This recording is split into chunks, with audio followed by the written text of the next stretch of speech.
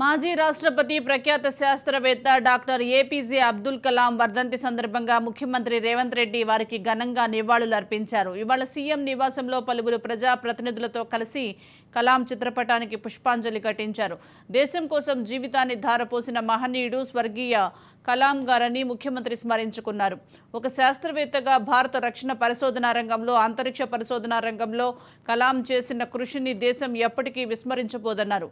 తన రచనలతోనూ యువతలో దేశసేవ పట్ల స్ఫూర్తి నింపిన మహనీయుడు కలాం అని సీఎం రేవంత్ గుర్తు చేశారు.